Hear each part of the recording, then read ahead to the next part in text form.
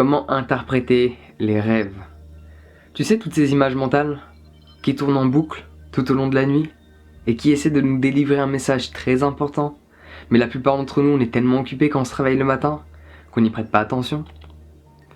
Tous ces messages que notre inconscient essaie de nous délivrer, qu'on n'est pas prêt à écouter, parce que souvent, cela cache une certaine vérité qui est difficile à accepter. J'espère que cela n'est pas ton cas, que tu es prêt aujourd'hui à écouter tous ces messages qui risquent de bouleverser ton quotidien. Parce que souvent, ce que l'on voit dans la nuit, ce sont des messages qui vont nous aider à régler certains problèmes de notre quotidien. Parce que ces problèmes de notre quotidien, qu'on a déjà perçus d'une certaine manière, d'un certain angle, se reflètent dans notre sommeil, sous différentes formes. C'est juste pour nous montrer que notre inconscient ne cesse d'y penser et qu'il serait peut-être temps d'y remédier. Alors la chose à savoir quand même, vu que notre inconscient nous parle durant la nuit, il nous parle durant la journée également, mais de différentes manières. La nuit il nous parle majoritairement via des images mentales, et la journée il nous parle via des sensations corporelles. Parce que dis-toi une chose, au grand minimum, 75% de ton temps, tout ce que tu vas faire est inconscient. Si ce n'est pas plus. Je dirais même beaucoup plus pour la plupart des gens. Parce qu'ils ne méditent pas, ils ne font pas de yoga. Par ce fait, comment veulent-ils développer de la conscience alors qu'ils agissent inconsciemment, tel un robot, tel un individu qui est en pilote automatique? Juste regarde, comment tu t'es assis sur cette chaise ou à l'endroit où tu te trouves à l'heure actuelle. Est-ce que tu as le souvenir de tous les pas que tu as fait? L'intensité que tu as mis, l'allure qu'il t'a fallu pour arriver là où tu te trouves et cliquer sur YouTube et cliquer sur cette vidéo. As-tu fait toutes ces actions consciemment? Je ne pense pas, et moi non plus. La plupart de nos actions sont inconscientes. Il n'y a rien de mal à ça. C'est ce qui nous aide à conduire une voiture. Si tu devais penser consciemment à appuyer sur l'embrayage, à accélérer, ça va être trop compliqué et tu vas conduire trop lentement, tu vas te faire klaxonner. L'avantage de l'inconscient, c'est que tu fais certaines choses consciemment, une fois, 2 fois, 3 fois, 1000 fois, voire même plus. C'est pour ça que tu peux marcher à l'heure actuelle. C'est qu'au début, tu étais conscient qu'il fallait mettre ta main pour ramper, puis tu étais conscient qu'il fallait mettre ton pied sous tel angle, et ainsi de suite, puis c'est devenu inconscient. Et par ce fait, ton inconscient l'a compris, et tu n'as plus besoin d'y penser pour le faire. Mais cela n'empêche pas que ton inconscient a toujours des petites choses à te dire dans ce que tu fais. Et parfois, il essaie de te le faire savoir, mais tu ne veux pas l'écouter. Donc avant qu'on arrive sur les rêves, j'aimerais juste parler de l'inconscient, juste 2-3 petits mots. Selon moi, tout ce que tu vas ressentir dans ton corps, tout ce que tu vas pouvoir expérimenter est un message. Généralement on dit message du corps. Mais ton corps c'est qui? C'est ton inconscient. C'est ton inconscient qui s'exprime de différentes manières. Peut-être que la dernière fois que tu as eu mal au ventre, c'est tout simplement parce que ton inconscient t'a déjà envoyé différents messages que tu n'as pas voulu écouter. Parce que tu manges une nourriture peut-être qui ne te correspond pas par rapport à qui tu es en tant qu'être humain, par rapport à ton groupe sanguin, par rapport à ton origine ethnique. Il y a certains aliments que tu consommes qui ne t'aident pas à te sentir bien sur le long terme. Sur le court terme, gustativement, ça te fait plaisir, mais ton corps ne l'apprécie absolument pas. Et ton inconscient te le fait savoir avec un mal de ventre. Peut-être tu t'es tordu la cheville, et ton inconscient te disait regarde, tu stresses trop à courir dans tous les sens. Il t'a envoyé plein de petits messages que tu n'as pas voulu écouter, plein de petits messages dans ta journée et dans ton sommeil, mais tu n'as pas voulu interpréter toutes ces images. Par ce fait, à un moment donné, une fracture est arrivée. Donc selon moi, notre inconscient nous parle de manière complètement différente, via des images mentales et via des sensations corporelles. Ça peut également être sous forme d'intuition. Ça, on en fera une autre vidéo. Concernant les rêves, la meilleure astuce que je peux te donner, c'est la plus simple. Dès que tu te réveilles, tu prends un instant, tu te concentres sur ta respiration pour essayer d'avoir les idées plus claires. Puis tu essaies de te souvenir, étape par étape, ce que tu as vécu. Et non pas dans l'ordre chronologique, en mode inversé. C'est comme si tu rembobinais un film. Cela va être beaucoup plus facile à s'en souvenir par rapport à ce que moi j'ai pu expérimenter. J'ai essayé de différentes manières, essayer de me souvenir comment ça a commencé, ce rêve. C'est très complexe. Mais si je reviens étape par étape, ça facilite la chose. Et souvent tous ces messages, toutes ces images veulent nous apprendre quelque chose. Et tu vas t'apercevoir que toutes ces images, absolument toutes ces images, sont reliées à quelque chose de ton quotidien, sont reliées à un certain problème que tu expérimentes, que soit tu n'as toujours pas réglé, soit tu ne veux pas le régler, soit tu ne veux pas le voir en face de toi. Tu te voiles la face. Non, il n'y a pas de problème. Alors qu'au final, tu le ressens intérieurement qu'il y a un problème. Donc ton inconscient sait qu'il y a un problème que tu ne veux pas gérer. Par ce fait, il va t'envoyer certaines images dans ton sommeil pour te dire ça, il faut que tu le règles. Il serait peut-être temps de t'en occuper et d'arrêter de te dire que tout va bien alors qu'il y a des choses qui te dérangent. Il n'y a rien de mal à voir que tout va bien, mais se dire que tout va bien alors qu'au final il y a quelque chose qui te dérange intérieurement, c'est se mentir à soi-même. Cela n'aide absolument pas. Donc je donne des petits exemples selon moi d'interprétation de rêve, parce que je le répète, ça va être du cas par cas. Il faut que tu vois étape par étape, que tu l'écrives, et dans l'idéal c'est pas uniquement d'écrire ton rêve, l'idéal c'est de le dessiner, parce que ce que tu as vu ce sont des images et non pas des mots écrits sur un livre. Tu as vu des images, donc tu peux écrire, mais l'idéal c'est de faire des petits gribouillés. Le fait de reproduire les images, cela va être davantage facile pour reconstituer le rêve. Je t'assure, ça fonctionne à merveille. Parce que dans toute manière, ton inconscient fonctionne sous forme d'image. Les gens ont tendance à dire « Ah moi je retiens avec l'oreille auditif. Ah moi je retiens quand c'est kinesthésique. Ah moi je retiens quand c'est visuel. » On retient tous quand c'est visuel. Ton cerveau fonctionne visuellement. Peu importe qui tu es. T'as du mal à me croire? Dis-moi, quand est-ce la dernière fois où tu as dit à une personne « Tiens, je me souviens de ton prénom, mais je ne me souvenais plus de ta tête. » Non.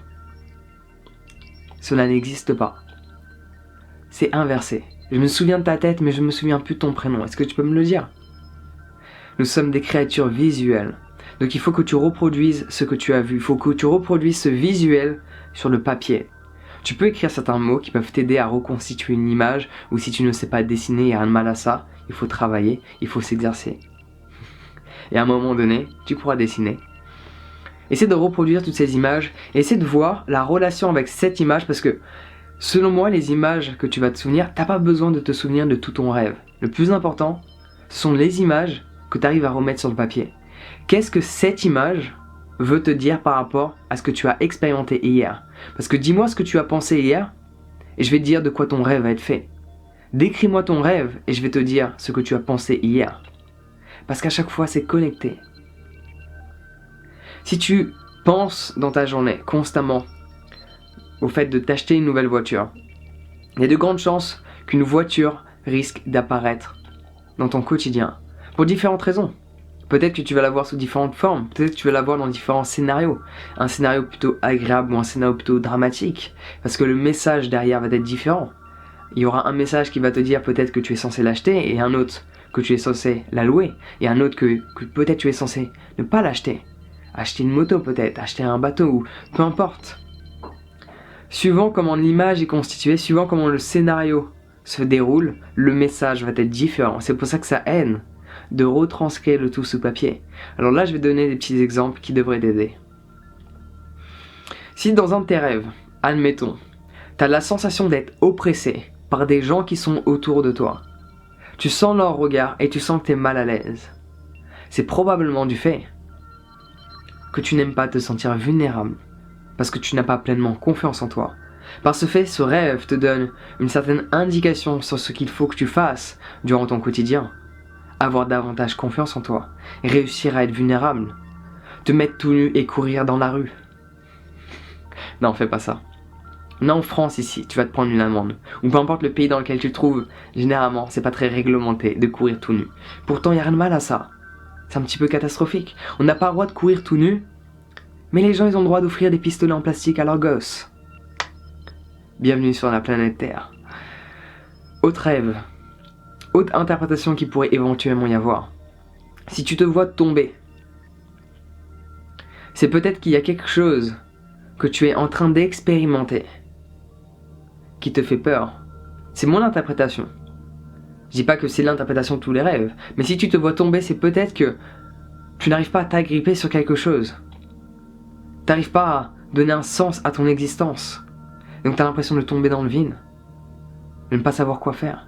Et donc ce message, ce rêve, cette image, essaie de te dire qu'il faut que tu trouves quelque chose qui apporte de la valeur à ta vie et à d'autres êtres vivants également, pour avoir ce sens, pour avoir ce sentiment que ta vie vaut la peine d'être vécue. Peut-être que tu te vois mourir.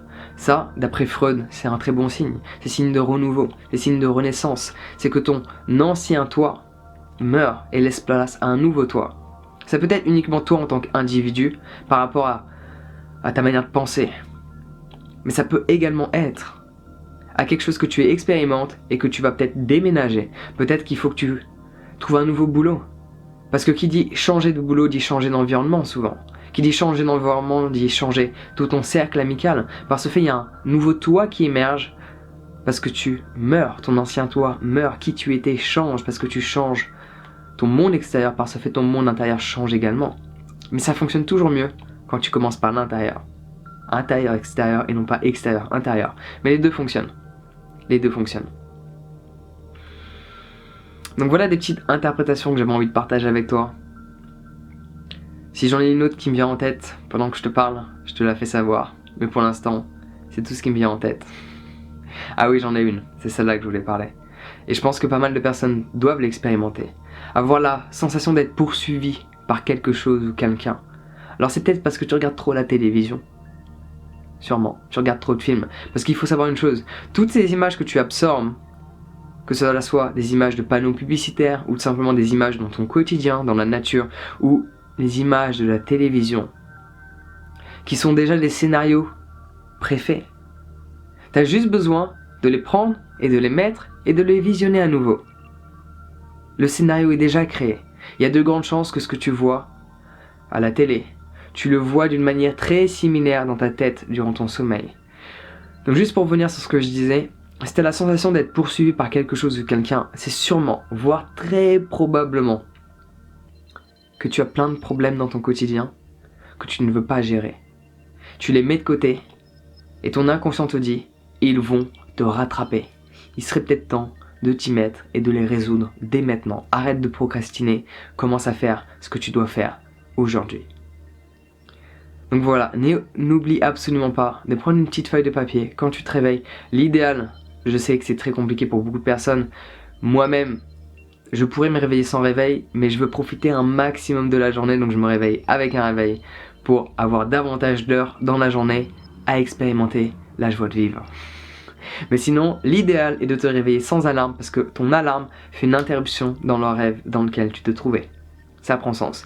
Mais sinon, juste aie un petit bout de papier et essaie d'écrire et de dessiner. De mettre juste des mots, n'écris pas des phrases. Essaie d'écrire des mots parce que chacun de ces mots devrait connecter une image mentale par rapport au rêve que tu as expérimenté. Par ce fait, ça va être davantage facile de t'en souvenir. Et fais-le dans un ordre qui n'est pas chronologique, mais l'inverse. De la fin au début. Et après, tu essaies de te souvenir plus ou moins de la totalité dans l'ordre. Mais le plus important, c'est d'avoir des images, même si c'est des bouts d'images. Mais fais en sorte que ces bouts d'images soient clairs et précis. Et concentre-toi sur ces bouts d'images plutôt que de te concentrer sur tout le film. Parce que si je te demande, raconte-moi le film que tu as vu la semaine dernière, de A à Z depuis le début, tu ne pourras pas. Par contre, tu pourras toujours me dire, le début il était comme ça, là il s'est passé ça, là il s'est passé ceci, et à la fin, ça s'est fini comme ça. Tu te souviens toujours de certains moments clés, les moments qui t'ont le plus touché. Donc toutes ces images que tu vas visionner sont les images qui contiennent le plus de messages. Décode-les. Donc voilà. Bonne nuit.